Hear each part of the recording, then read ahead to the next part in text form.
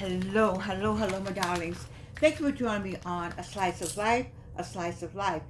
I want to know about valuation. Who determines the valuation? Who determines the valuation of something? Your valuation. Who devalues you? Who values you?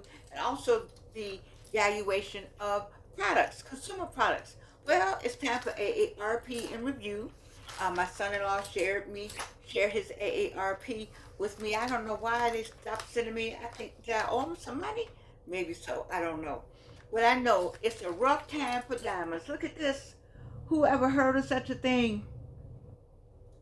Look at this. A rough time for diamonds. The diamonds that I love to say that mine are real, or this is real, and that is real. Listen, that doesn't even matter anymore. And to some extent, or to a greater extent, I am happy about that. I'm happy that there's been a devaluation of diamonds because I don't know anybody personally, but I've heard of what has happened in the diamond mines and how cruel people were treated who worked in the diamond mines, that the Africans walked over these black stones, these black rocks. They didn't care anything about them. They cared more about the precious stones like sapphires and rubies and what's another one? You know, those stones. But they didn't care anything about the stones that was they walked over every day until a jeweler came along out of Germany and decided that there was value to that and attributed a value at such a high value that the people were treated badly who walked over them, whose country that was their country. Let me fix this. I'm sorry, this is not working right here. Okay, let me see. Is that better? Yes. And so they treated them badly, and they added a value to the diamond, and the diamond became something that you had to have. Like you had to have diamonds. No people laughed if you had something that looked like a diamond. They made fun of you if you didn't have a real diamond. And I was thinking today, I went to Ash Wednesday. My ashes didn't stay long, but I have them under here. But nevertheless, it's still in my heart. So I had on a nice coat today. I haven't worn it but twice this winter. It wasn't a coat. It's a coat jacket, and the sleeves are real leather, and the pockets are soft. That's soft. It's a good piece. I don't know how long ago I got it. I don't even know where I got it, but I saw it hanging up there one day, and I said, "Oh, this is beautiful." So I wore it to teach. Oh, I tell you what, I wore it to Clark, Atlanta on Tuesday, and then I wore it again today because it was still accessible, hanging out. So anyway, and I said, "Oh, this is some." Well, it was like this. All this was leather, and all this was leather, and the pocket was as soft as fabric just to die for. 100% everything. I said, "Oh, this feels so good. Let me put this on today." And I said, "You know what?" And I found this article, "A Rough Time for Diamonds." I was like, "You know what, Georgianne? I have some pleather in there." And I used to remember, well, I would never be caught dead in any of that. And then I looked at a lot of people wearing it. It was the Peter people, which I still got mink, okay? The Peter people who said that we not, that's we're cruelty to animals or something about the whole leather thing, and which they had to modify some because that meant your leather belt, your leather pocketbook, some of the leather things the people still wanted, and so, but the pleather became something people could wear, and it looks nice. It actually looks very nice, and everybody can have that. Everyone can have a pleather top, or I call it pleather because it's not leather, but it looks good, like faux fur vest. Like my specialty is faux fur vest. Those of you who've been knowing me a long time, you purchased them from Evelyn and I. That's my design, and you're wearing my design by called Aunt Eleanor. That's the line, my line of faux fur vests. And I just haven't done them lately, but I got plenty of ideas all on paper in there for my faux fur vest, but they look great. And so I have the real fur and I have the faux fur. And it's the same thing with the leather. You have the real leather and the faux leather because nobody gives a flip, to tell you the truth. That's not the, what does that got to do with the price of tea? What does that got to do with what's going on in America now? What does that have to do with democracy and keeping a democratic country? What does that have to do with ICE raids and climate changes and bad weather and avalanches and people being lost and killed and planes not staying in the air because of ideology is separate from so different or adverse to people being cared for. You see, what does it even matter? And that is what it's a rough time for diamonds. And I was like, how can it be a rough time for diamonds? Well, you asked to write somebody, but you know you don't want an AARP book. You don't even look at yours. But it says here, if this was written by ISA Cullen Ashley. And so she says, oh, I better not say she or he. Engagement ring. So engagement rings are no longer a 2 carat fabricated diamond runs for around $1,000. A 2 carat fabricated diamond runs for about $1,000, and but you can't tell by the naked eye the natural one from the lab. So when that ring comes, you cannot tell the difference between a real diamond and a lab diamond. Now you can tell the difference between faux fur and mink. You can. They got some good ones, but we know you could tell the difference. You could see a mink. It's something about the fact it's mink, and faux fur. You could tell the difference between leather and pleather. But they're saying you cannot tell the difference between a lab diamond and a real diamond. And when she says she wants that ring, she wants the ring. I asked a person for a ring. They could have gone to the cracker box and got the ring out of the cracker box and said, I got this for you. And because that person gave me the ring, I would have been okay with it. But they can't bring me a cracker box. I would have to go to Tiffany. That's where I have to go. Or Cartier before I could take a ring. I have to go with them to that store. Because yeah, that's just me. I'm just saying. But it's the value. It's the value of it. The value of it coming from a Cracker Jack box would have meant more to me. It would have been more to me if they just got a ring. You know how you can go to the when you at Home Depot, they have little things that hook things together. Could have got me that and said, this is what I got. And because you went and got that for me, and you said, this is what I got for you, I'm going to get you something else, but this is what I got right now. That would have meant more to me. I would have wore it along with the diamonds I already had till you got me the next thing. It's just, we're talking about value. The whole value thing. So what they're saying about now, that people don't even care anymore.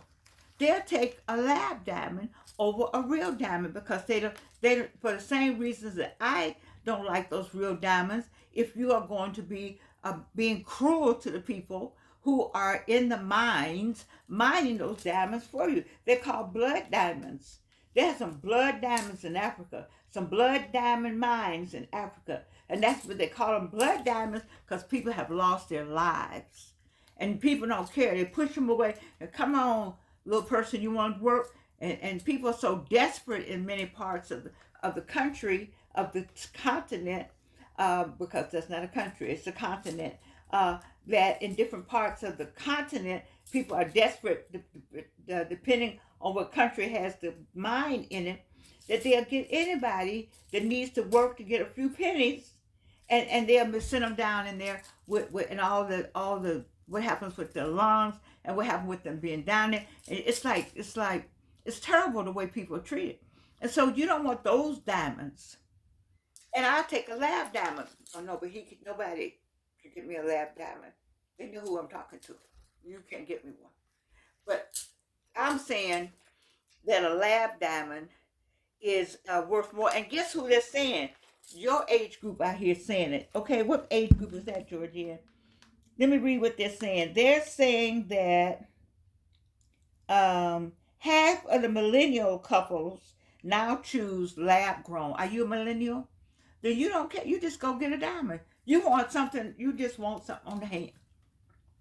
It's the person. The value is in the person who is delivering it and making sure you have it. To me, that's some value in that, because you know the person took time and they thought about it and they said, and you have studied that person and you know what he or she likes, and you're gonna get that. And I'm seeing a lot of simple bands on people that are married. My thing is, I think you heard me in one of my old videos. I want a gold band. I saw it once. Have you seen that old gold? It's rustic and it's thick. That old gold, and it runs up this whole part of your finger. All this is solid, deep, thick gold, and it almost looks like it's dirty. That's how thick and old it is. I saw it one time in a pawn shop, and I didn't have enough sense to get it. I've had some. I keep telling Georgians had I made a lot of mistakes financially, but I would really wish I had that piece. And that pawn shop is not there anymore. Used to be one on Peter Street, not the one that's there, but it was another one that was on Peter Street. And it had that ring. It was the length. It was this whole length, but it was heavy, thick, and looked like somebody had it years and they didn't want to clean it, and I liked it like that. It was just something. But anyway, these millennials are saying they don't want that gold. They don't want those rings. They just go get something sparkly. You say you love me, this is it.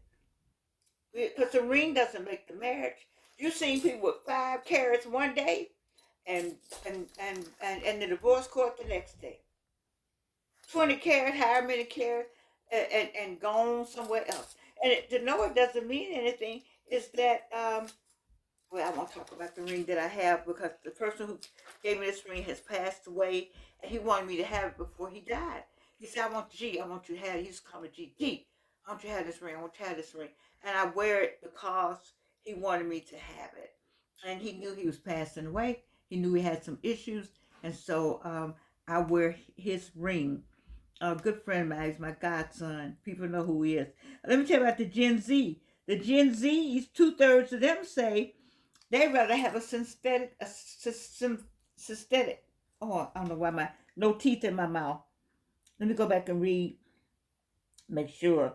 A survey, insurance, 2/3 choose lab grown engagement ring, and 2/3. Okay,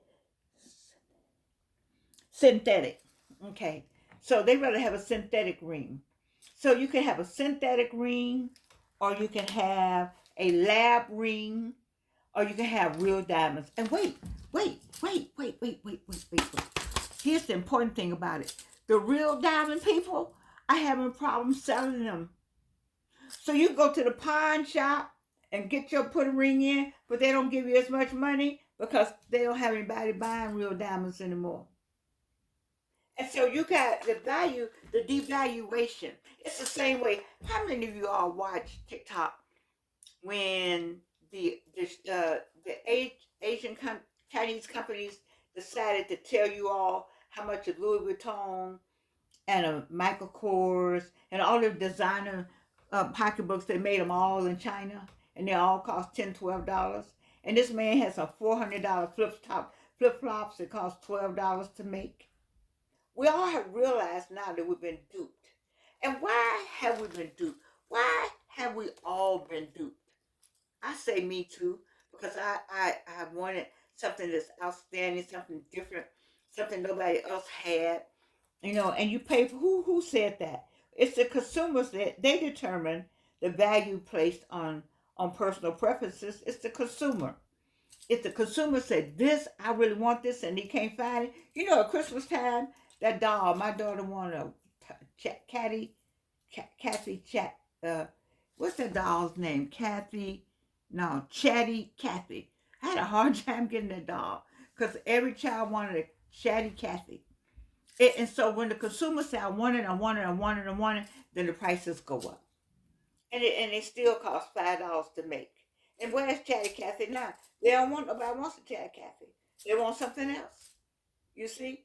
And so it's that I don't know what is that consumerism. That's a study in consumerism, a study in personal preferences, a study in valuation and devaluation. I guess so. That's what they teach over in the business school, in the B school. But it's interesting. And then the producers. See, it was the German companies that put the value on the rocks that the Africans walked over. Was they said, "Ooh, look at this glass right here. Look at this, how sparkling it is. This is a diamond. All right, this is going to cost, we're going to make us money because what it's all about.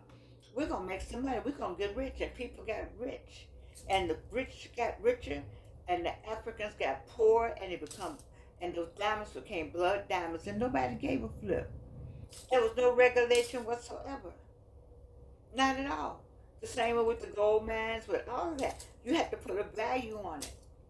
If you don't put it, if you say I don't like it, like now, it's a Birkin bag as much as it used to be, because you can buy Birkin all over TikTok. The Birkin the Birkin look alike. People don't even want them. I got a girlfriend got one. She can't stand that bag.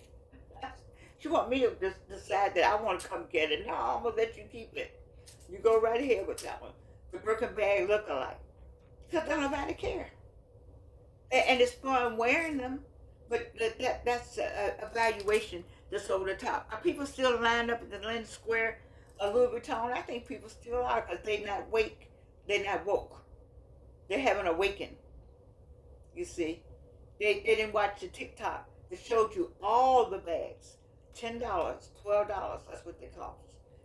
The Louis Vuitton fabric is something they make up. I can put Georgian. That's why I promote Georgian. You can promote you.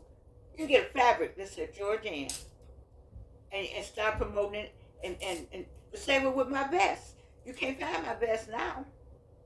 Some people wish they had it. You can't find it now because I just haven't gotten around to getting it back out again. But I got a vest that I'm gonna get out. I just haven't done it yet, but I'm gonna get it out. And then I'm gonna put it out one time.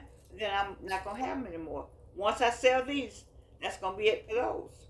That's how I like to do it. You see, that's a value. And I don't sell them at a high price, but the value comes that you can't get it anymore.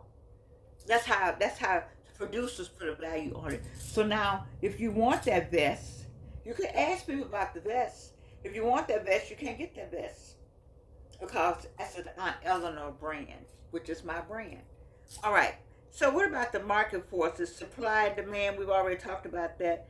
Governments and regulators, they can influence value, and then influencers on TikTok. They also, if enough influencers say they like something, then everybody will run and try to buy it. We're just like a herd of sheep.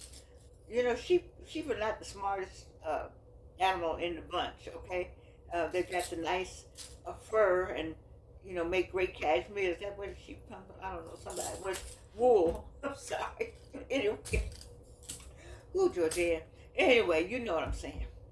I'm just saying that I don't know. I don't know. You can just lead us. But I tell you who you can't lead right now. You're not leading us back in those streets, and I digress. Let me go. Value, culture, and social factors. All right, so we all want to wear the eyelash thing. Man, the Chinese make so much money over the eyelashes, not from white women, but from black women who put those eyelashes on that look like they were gonna fly off in a minute. Great big eyelash. I don't know when they got to be a style, and they're still doing that. I mean, just like a bag of pants are still sagging, which when you spell sagging the other way, what it stands for. But anyway, I don't know why we're still doing it. I don't know why a young man is still walking around sagging. I don't know about us, but the same way with the eyelashes. I'm talking about the eyelashes. This whole culture thing. What influences what? And we got the eyelashes. Somebody decided to put bad eyelashes on, look pretty. They don't know what they look like. Nobody looks like that. But they want to look like that, so you have to let. But look how many people got paid. What is it that we own? All these things that I have mentioned, everything I've talked about, we are not, we are the consumers of it. We are not the producers of it. And that is what John Hope Bryant is saying to us right now.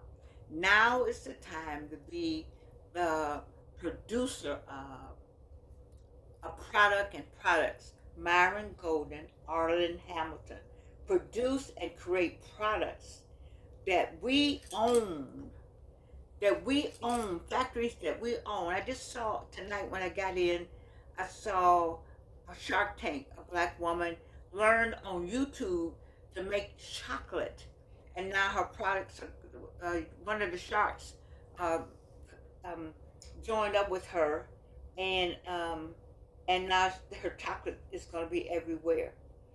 Create, people, produce. Don't let anybody else determine what is evaluation. Who value? What is your? How do you value yourself? That's what I'm asking you. How do you value you? See, I didn't give much value to me in my younger years. I didn't value myself at the level where I should have, because I didn't have a Georgian, you know, and I had some things that people wanted, and they and I allowed these people to have these things because I knew this, I knew that, I knew how to do this, I knew how to do that. You know, oh, they're gonna come back and get me. Nobody came back and got me. Ain't nobody in a white horse. Mm-mm. People want what they want, but it's hard to get somebody to come to you and bring you the gift. And so you gift yourself. God has gifted you. Why are you waiting for somebody to come and gift you? Many of us make that mistake that somebody's coming to rescue us, or somebody's coming to gift us, or help us along. Or somebody's going to say, oh, I can see how smart you are. I want it to be something. Oh, I tell this story, and this is my last story.